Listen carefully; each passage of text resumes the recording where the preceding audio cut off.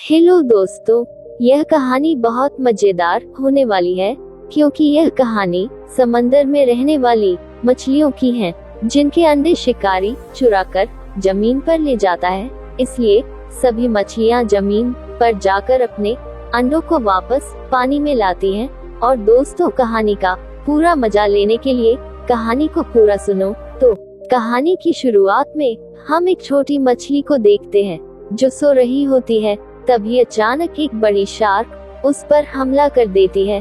तभी हम पता चलता है कि वह दोनों दोस्त होते हैं और बड़ी शार्क मछली का नाम रोमो होता है और छोटी मछली का नाम मोनो होता है। और यह दोनों अच्छी फैमिली की तरह साथ रहा करते हैं। और मोनो रोमो को साथ घूमने के लिए कहता है, पर मोनो मना कर देता है क्योंकि वह अंडों का ध्यान रख रहा होता है और उन अंडों से बच्चे बाहर आने वाले होते हैं। यह सुनकर रोमो वहां से चला जाता है। तभी कुछ शिकारी आ जाते हैं और उन अंडों को लेकर वहां से चले जाते हैं। और छस के बाद रोमो मोनो के पास आता है। मोनो उसको पूरी बात बताता है और इसका जिम्मेदार खुद को बताता है। इसलिए रोमो मोनो को अच्छा फील कराने के लिए एक डूबे हुए जहाज पर डिनर के लिए ले जाता है और मोनो को बहुत सारी मछलियां खाने को कहता है। लेकिन मोनो को इस समय कुछ भी अच्छा नहीं लगता है क्योंकि वह अंडों के बारे में सोच रहा होता है। इसलिए वो उदास होकर वहां से चला आता है और अपने दोस्त ऑक्टोपस से मिलता है। और उस भी जब मोनो के दुख के बारे पता चलता है तो वह उसे खुश करने के लिए अपने गैराज में लेकर आ जाता है, जहां वो उसे अपने द्वारा बनाए गए चीजों को दिखाता है और चलती हुई गाड़ी की सवारी भी कराता है, जिससे मोनो बहुत खुश होता है। दूसरे सीन में हम रोमो को देखते हैं जो उसी जहाज में सो रहा होता है। लेकिन इससे वहां पर छोटी मछलियां बहुत डर रही होती है क्योंकि उनको पता होता है कि जब वो नींद से जागेगा तो एक को तो उसका शिकार बनना होगा। इसलिए वह सब मिलकर एक प्लान बनाती है जिसमें से एक स्टार मछली भी होती है जिसका नाम स्टोर होता है। वह एक मेनू कार्ड लाता है जो रोमो के जागने पर वह मेनू कार्ड दिखाता है जिसमें चिकन होता है जो रोमो ने उसे कभी भी नहीं खाया होता है। इसलिए वो उसे खाने के लिए राजी हो जाता है। और वहाँ पर एक कछुआ भी आ जाता है जो रोमो को बाहर जाकर चिकन खाने की सलाह देता है। लेकिन ये सब स्टोर की चाल होती है जो समुद्र के बीचों बीच में बस एक खतरनाक आर्मी से मिला होता है। और इनका लीडर बहुत खतरनाक होता है जो छोटी छोटी मछलियों को खाना चाहता है और इसका नाम लीची होता है। लेकिन वो रोमो से डरता है, इसलिए वह रोमो को बाहर जमीन पर भेजना चाहता है। और दूसरी तरफ रोमा चिकन के लिए जमीन पर पहुंच जाता है और वहां पर उसे एक मुर्गी नजर आती है तो वह उसका शिकार करने के लिए जाता है। लेकिन वहां पर बहुत सारे मुर्गे होते हैं, इसलिए उसे वापस आना पड़ता है। इसलिए स्टोन की मुसीबत बढ़ जाती है। लेकिन वो लीची को भरोसा दिलाता है कि वो रोमो को जमीन पर भेजकर ही रहेगा। दूसरी सीन में रोमो एक छोटी मछली का शिकार कर रहा होता तो वह एक कांट में फंस जाता है और सीधे शिकारियों के जहाज में आकर पहुंचता है। लेकिन रोमो की किस्मत अच्छी होती है क्योंकि समंदर में तूफान आ जाता है और रोमो वापस समंदर में आ जाता है। और दूसरी तरफ स्टो मोनो के पास आ जाता है और मोनो से कहता है कि मैं तुम्हें तुम्हारे अंडों तक पहुंचा सकता हूं। और मोनो उसकी बात मान जाता है और स्टो मोनो को वह शिकारी दिखाता है जिसने उसके अंडों को चुराया होता है। और यह देखकर वह ऑक्टोपस के पास जाते हैं मदद मांगने के लिए। लेकिन ऑक्टोपस मदद देने के लिए मना कर देता है। इसलिए मोनो उदास होकर स्टो के पास जाता है और स्टो उसे ऑक्टोपस और कछुए की बात सुनाता है, जिससे मोनो को अपनी शक्ति के बारे में पता चले जाता है कि वह पानी के बाहर भी जीवित रह सकता है। और दूसरी तरफ कछुए को स्टो पर शक हो जाता है तो वो और रोमो उससे सारी सच्चाई बाहर निकलवा देते हैं। और वो बताता है कि मोनो अकेला ही उन अंडों को वापस लाने के लिए गया है। और दूसरी तरफ हम मोनो को देखते हैं जो जमीन पर पहुंच जाता है और वहां से चलकर शिकारियों के कमरे तक पहुंच जाता है और वहां पर वह उन एंडो को सही सलामत देखता है, जिससे वह बहुत खुश होता है। तभी वहां पर उन शिकारियों का बॉस आ जाता है, जिसका नाम काली होता है। इसलिए मोनो उसी बाल्टी में छुप जाता है और दूसरी तरफ रोमो और कछुआ ऑक्टोपस के पास पहुंच जाते हैं, जहां पर ऑक्टोपस एक रोबोटिक सूट पर काम कर रहा होता है, जो जमीन पर चलने में समुद्री जीवों की सहायता कर सकता था। और ऑक्टोपस यह सूट रोमो को देता है और उसके साथ 3 मछलियों को भी भेज देता है और वह सभी जमीन पर चले जाते हैं।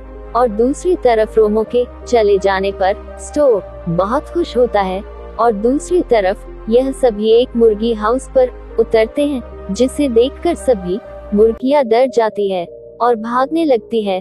और तभी उनकी नजर रोमो पर पड़ती है और उनको याद आता है कि यह वही मछली है जो उनका शिकार करने के लिए आई थी। इसलिए यह सभी मुर्गियां उनसे लड़ना चालू कर देती हैं। इसलिए रोमो को वहां से भागना पड़ता है, लेकिन मुर्गियां उनका पीछा नहीं छोड़ती है। तभी उनको वहां पर एक केकड़ा मिलता है, तो रोमो उनसे मदद मांगता है। इसलिए केकड़ा उनको कीचड़ में छुपा लेता है और वह मुर्गियों से बच जाते हैं। और दूसरे सीन में मोनो देखता है कि उन एंडो से 2 बच्चे बाहर आ गए हैं और उसे एक आइडिया आता है और वो उन अंडों को टब में डाल देता है और वह उन्हें लेकर जाने लगता है। तो वहां पर वह शिकारी आ जाते हैं और मोनो को देख लेते हैं, लेकिन मोनो उनको उसी कमरे में बंद कर देता है। दूसरी तरफ उन मुर्गियों के जाने के बाद रोमो कीचड़ से बाहर आता है, तो वह केकड़ा उनकी मदद के बदले उनसे ढेर सारा नारियल तोड़ने को कहता है। तो रोमो उनकी बात मान लेता है और नारियल तोड़ने लगता है। तो उनका मुर्गियों को पता चल जाता है और वह वहां पहुंचकर रोमो को अपने जाल में फंसा लेती है और वह सभी सोचती हैं कि इसको शिकारियों के हवाले कर देते हैं। और दूसरी तरफ रूम में फंसे शिकारियों को उनका बॉस काली बाहर निकालता है और देखता है कि अंडे गायब होते हैं। तब उसे बहुत गुस्सा आता है, तो वह उन शिकारियों की पिटाई करने लगता है और इतने में वहां पर मुर्गियां रोमो को उनके हवाले कर देती हैं और यह देखकर शिकारी बहुत खुश होते हैं। और दूसरी तरफ मुर्गियों को यह सब करके बहुत दुख होता है और उन्हें लगता है कि रोमो के साथ में ऐसा नहीं करना था। और दूसरी तरफ हम देखते हैं कि मोनो उन अंडों को धक्का देते हुए आगे बढ़ रहा होता है और वह काफी थक चुका होता है, लेकिन वह हार नहीं मानता है और उनको समुंदर में पहुंचा देता है। और समंदर में उसे ऑक्टोपस और बाकी दोस्त मिलते हैं, जिसे देखकर वह बहुत खुश होता है और उसे पता चलता है कि रोमो उसे ढूंढने के लिए जमीन पर गया है। तभी उनको वही केकड़ा नजर आता है जिसने रोमो की मदद की थी और वो पूरी बात सुन लेता है। तब उन्हें वह केकड़ा इशारों में अपने साथ लेकर चला जाता है और उन्हें रास्ते में वही मुर्गियां मिलती है। उनको सारी बात समझ में आती है कि रोमो यहाँ शिकार के लिए नहीं आया था, वह तो मोनो की मदद करने के लिए आया था। इसलिए सभी को अपनी गलतियों का एहसास हो जाता है और वह सभी दोस्त बन जाते हैं और रोमो को शिकारियों से आजाद कराने में उनकी मदद करते हैं और सभी मिलकर रोमो को आजाद करा देते हैं। लेकिन तभी वहां पर शिकारियों का बॉस आ जाता है और उन सभी में जोरदार लड़ाई होती है। तब रोमो और उसके दोस्त वहां से चले जाते हैं और दूसरी तरफ समंदर में रोमो नहीं होने के कारण लिची समुद्र की मछलियों पर अटैक कर देता है और समुद्र में आतंक मचा देता है। यह सब देखकर स्टो को एहसास होता है कि यह सब उसने अच्छा नहीं किया और उसे अपनी गलती का एहसास हो जाता है और वो सभी मिलकर उनका सामना करते हैं, लेकिन उनकी संख्या ज्यादा होने के कारण उनके सामने टिक नहीं पाते हैं। और तभी ऑक्टोपस को आइडिया आता है कि समुद्र के पास वाली फैक्ट्री से समुद्र का पानी दूषित हो रहा है और यह देखकर ऑक्टोपस एक प्लान बनाता है और वह सभी मिलकर उस फैक्ट्री को नष्ट कर देते हैं। और दूसरी तरफ रोमो और शिकारियों में जबरदस्त लड़ाई हो रही होती है, जिसमें मुर्गियां शिकारियों को अच्छा सबक सिखाती है। लेकिन शिकारियों का बॉस गाड़ी से टक्कर मारकर रोमो को नीचे गिरा देता है और मोनो बॉस पर अटैक कर देता है। लेकिन बॉस मोनो को दूर फेंक देता है और रोमो को बांधकर अपने साथ जाने वाला होता है। लेकिन वो मुर्गियों के कारण ऐसा नहीं कर पाता है, तो वह मोनो को लेकर वहां से भागने लगता है।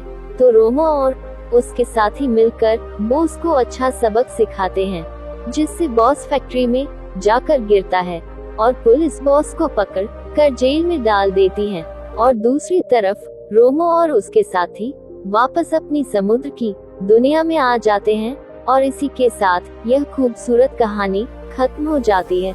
तो दोस्तों, आपको हमारी कहानी कैसी लगी हमें कमेंट बॉक्स में बताओ, और वीडियो पसंद आया है तो इसे लाइक करो और हमारे चैनल को सब्सक्राइब करना ना भूले। धन्यवाद।